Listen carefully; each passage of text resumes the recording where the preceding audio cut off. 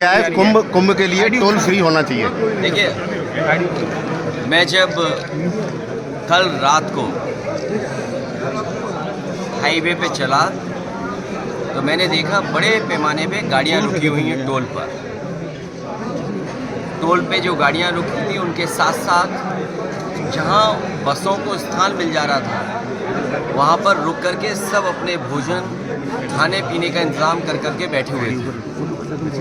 इसीलिए मैंने कहा कि इस सरकार में कई मौक़ों पर हम लोगों ने देखा अपने मनोरंजन के लिए मनोरंजन कर ये लोग माफ़ कर देते थे, टैक्स फ्री करते फिल्में। अगर अपने मनोरंजन के लिए फिल्मों को टैक्स फ्री कर सकते हैं तो इतने बड़े पैमाने पे कुंभ यात्रा पर कुंभ में जाने के लिए स्नान करने के लिए लोग जा रहे हैं और दूर दूर से यात्री जा रहे हैं।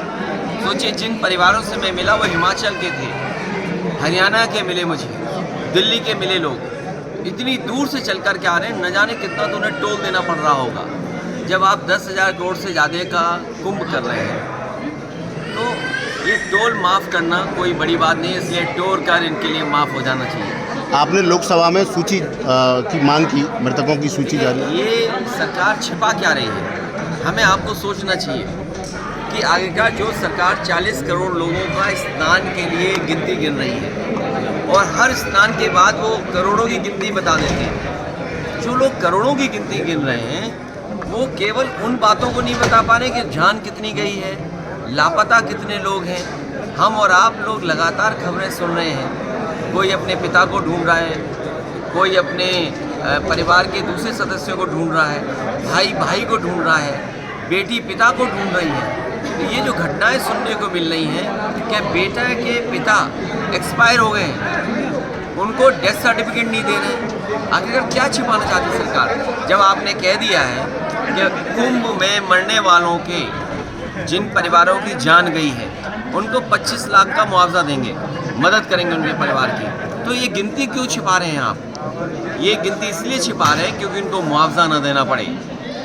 और बड़े पैमाने पे लोगों की न केवल प्रयागराज में कुंभ में जान गई है, बल्कि जब यात्रा करे हैं आने पर जाने पर बहुत सारे लोगों की जान गई है। हमारी सरकार से मांग है कुंभ यात्रा में जिन जिन लोगों की जहाँ कहीं भी जान गई है, गोरखपुर में ही बड़े पैमाने पे गोरखपुर के लोगों की जान चली गई, उनकी मदद होनी चाहिए। आज भी अखबारों में पढ़ा मैंने कि कुछ परिवारों की जान चली गई।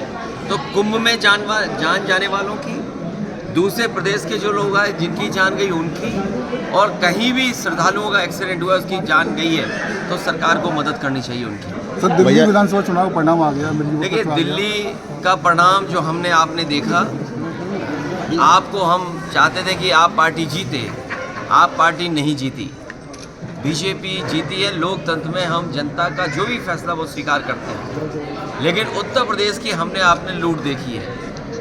ये जो लोग मिल्कीपुर एक विधानसभा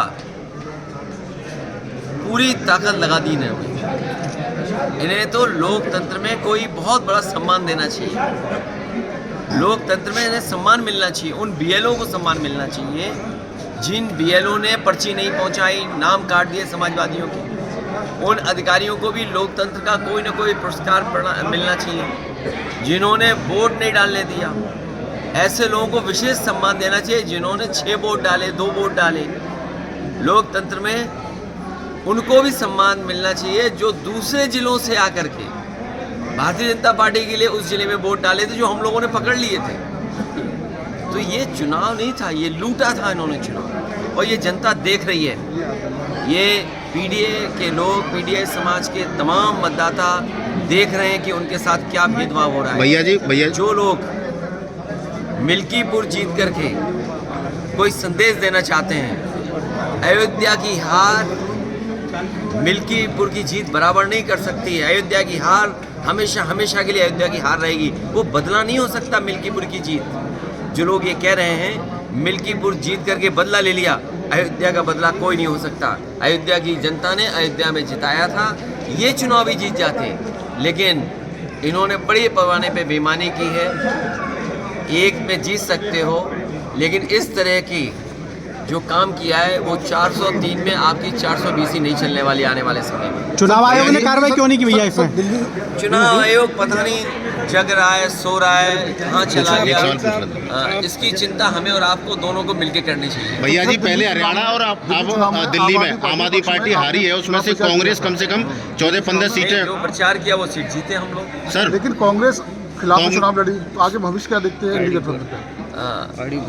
इंडिया गठबंधन मजबूत होगा, नहीं, लेकिन हरियाणा में इंडिया गठबंधन और मजबूत होगा। हम और आप लोग अपनी कई बार हार से बहुत कुछ सीखते हैं। हार से सीखना ही आने वाले समय के लिए रास्ता बनाता है।